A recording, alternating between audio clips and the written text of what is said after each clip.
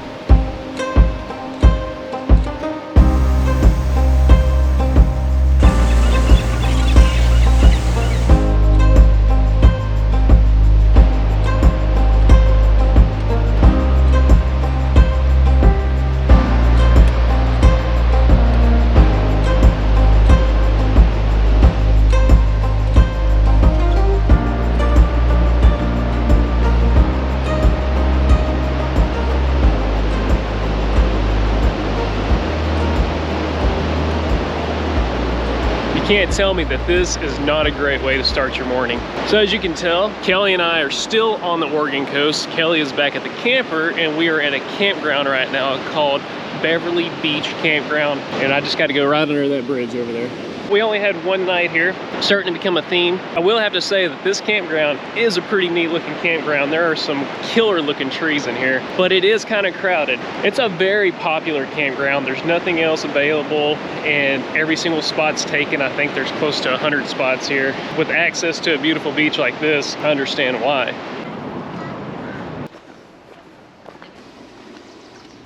This is the kind of tree I was talking about. How awesome is that?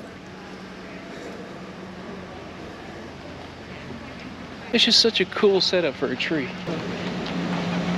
And like I said, it's really, really busy.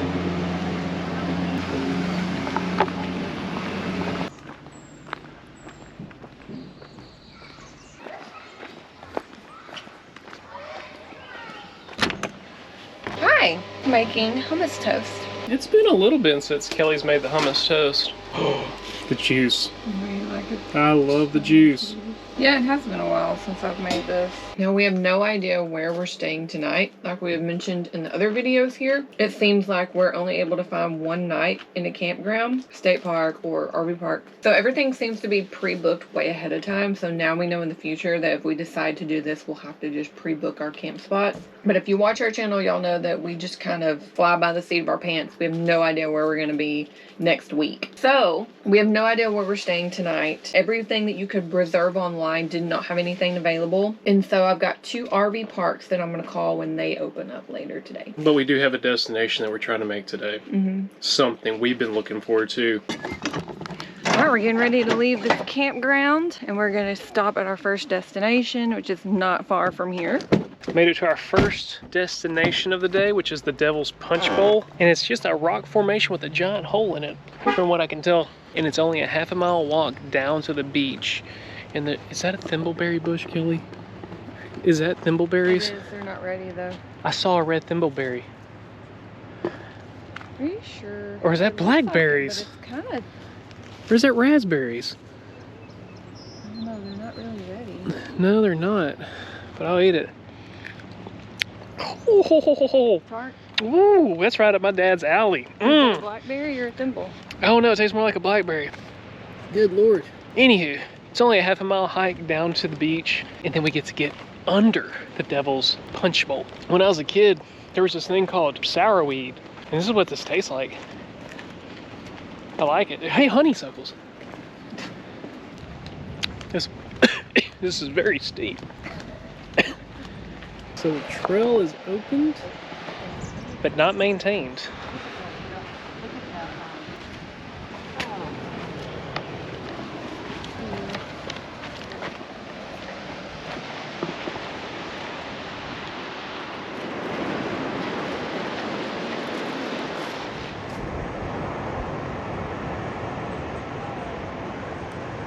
We're pretty fortunate because the only way you can see the underside of this is in low tide, and it looks like the tide just went out maybe a few hours ago because it's still kind of wet up here.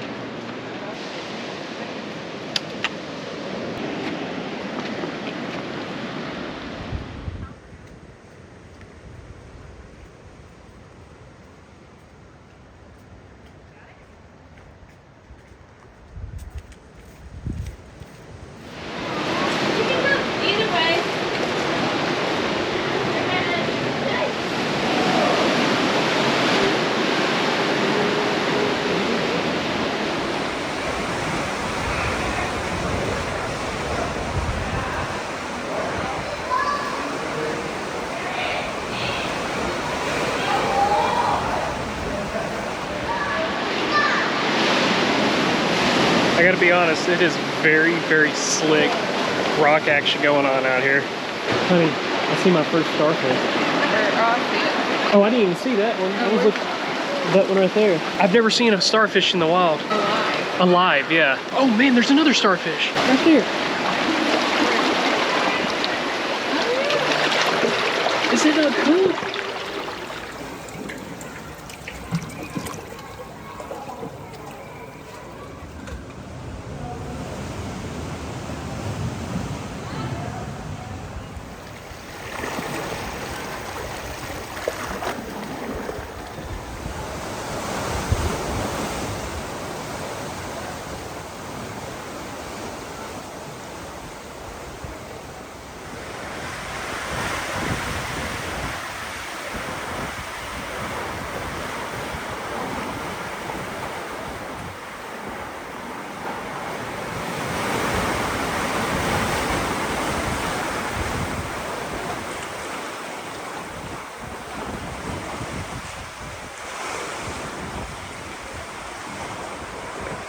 This is one of the coolest things I've seen so far on the beach. Wow, even this is pretty right here though.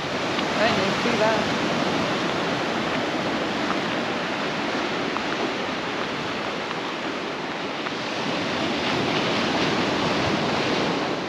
Well, that was so much fun. Anything has to do with the beach, I love it. I just love the smells. Now we're gonna head north into a town that makes our favorite ice cream. Can you guess what it is? We're gonna go to Tillamook, Oregon, and that is where they have the creamery for their ice cream. But that's an hour and a half drive. So we'll see you guys when we get there. Well, we made it to the creamery, and this is a huge production. I've never seen anything like this before. I almost kind of thought it was a brewery slash restaurant. That's how crazy it is. And there's so many people here. It's packed.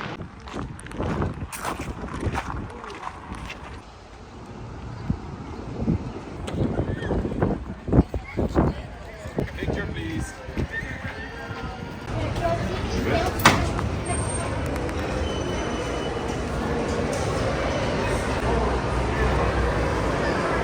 Good Lord.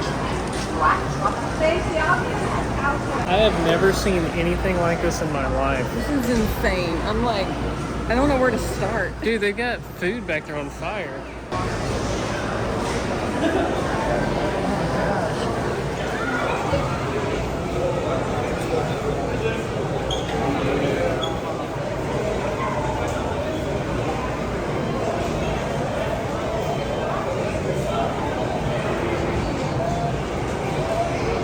This is the line for ice cream. There's also a line for ice cream outside as well.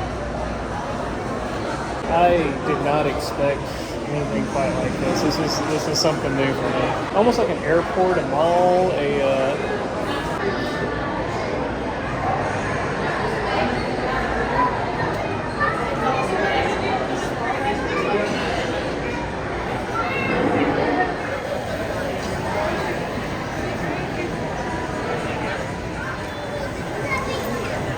Sold out of cookies and cream.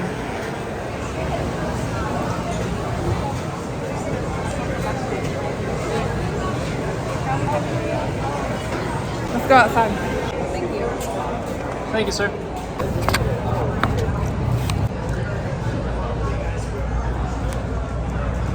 So I got birthday cake and caramel toffee crunch, and they're both delicious. So what I got here is Cookie Monster, some kind of coffee, some kind of Cookie Monster, campfire peanut butter, fudge something, and then something else. I got 6 different ones. I don't remember what all I got.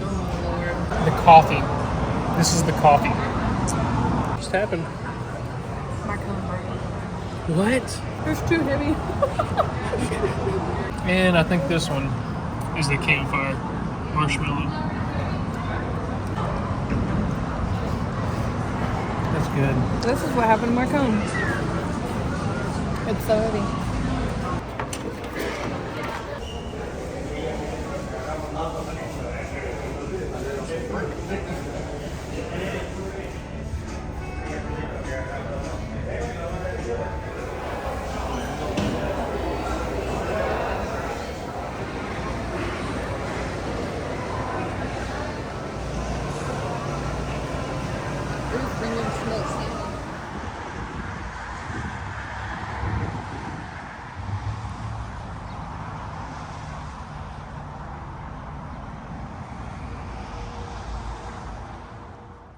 Tillamook is one of the biggest dairy operations I've ever seen, and I have not seen that many dairy operations.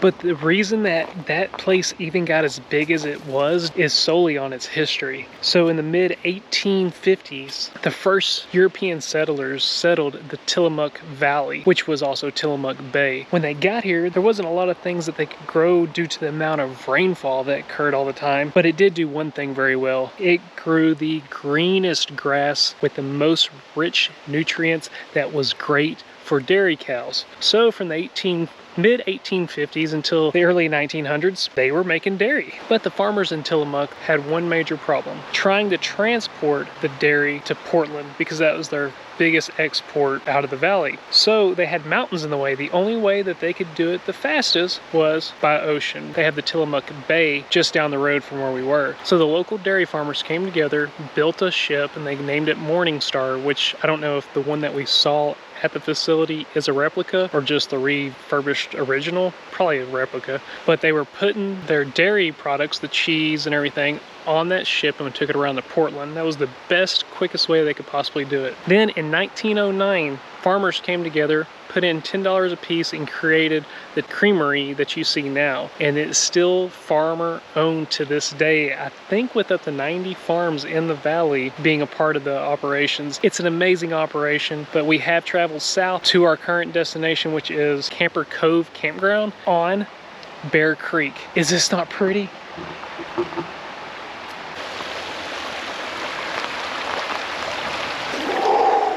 It's a little cold.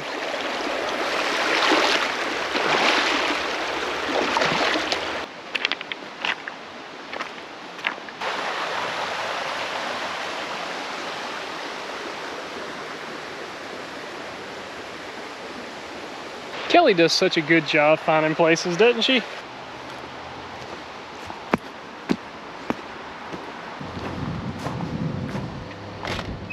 Well, we're both cleaned off, and I've got to be honest, I don't know if eating all that ice cream was a good call. I don't really feel that good right now, but Kelly is still going to be cooking food. Well, we need some nourishment. We need something to offset all that ice cream. Ooh, 6 scoops. Mmm. Oh my gosh, okay, so tonight I'm gonna be making some fried rice, and in my fried rice I like to do carrot, broccoli. We're gonna make some salmon, so it's gonna be really good. I make this quite a bit, and it's one of our favorite dishes. And guess what we picked up yesterday on our travels? Chopsticks, also called hashi, I think is the Japanese term for it, hashi. I learned that from the movie Last Samurai. But I don't know if you're ever in Japan? I'd probably just do this. So I'm just getting my carrots prepared while I'm waiting on the rice. I'm gonna cook the rice normally, and then we will stir fry it in the skillet once it's done. So I'm just soaking my broccoli in my alkaline water to get any pesticides off. We're gonna season our salmon with just salt and pepper. The rice is done, so I've just got it kind of chilling over here covered so it can get a little bit softer. What makes fried rice so good is the butter. So we're gonna start out with about 2 tablespoons of butter. Butter is melted, so we've got our carrots, and then the broccoli, which I've already rinsed and drained. And I'm going to cover that so it can get soft quicker. I just want to get my broccoli pretty much soft and carrots the same way. So I'm gonna add more butter to this pan here, and we're going to scramble an egg. Well, I've got 2 eggs actually. Butter is melted, so we're gonna go ahead and throw in our 2 whisked eggs. Now that I'm smelling all this being cooked right now, I'm starting to get kind of hungry for some real food. Maybe the ice cream has just worked its way through my system, but I still do feel a little lethargic. All right, we're going in with fish.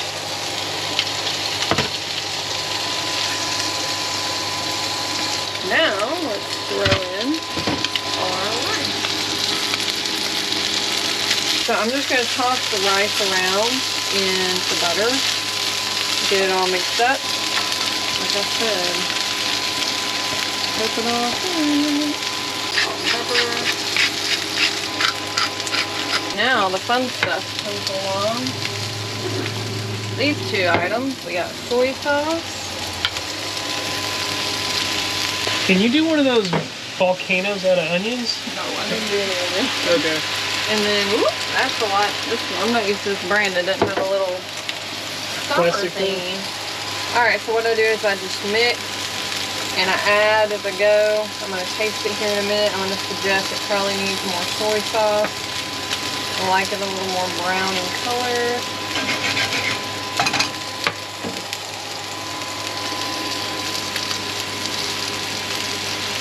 Now what I like to do is just turn my burner off. Kind of just press it all down and set it aside, covered, while we deal with the fish. The next thing we're going to prepare for this meal is going to be the sweet sauce that's going to go on top of the fish. So to do that, we've cleaned out this skillet, this pan here. We're going to add in some honey, and then we're going to add soy sauce. And then we're just going to let that heat up. Give it a little whisk. I like to take the skin off my fish. The last thing I like to do, I have this burner off with the fish. I just like to pour this on top of it. And now we're ready to eat.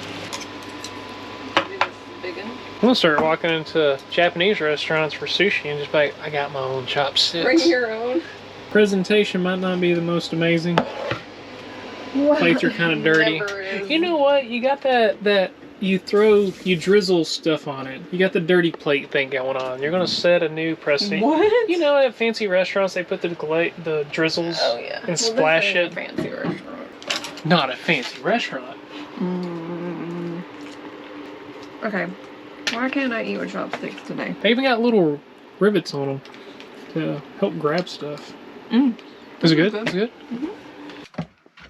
Kellie's getting her TV set up. I'm so tired and full. I'm extremely full. She outdid herself again, y'all. An amazing dish. I'm so full though. I just need to lay down That on was that bed. way too much ice cream. We went crazy. We were like kids in a candy store. I went ham on that ice cream. But we still have a lot to see on the Oregon coast. We're going to keep working our way north. And we'll catch you on the other. Bye.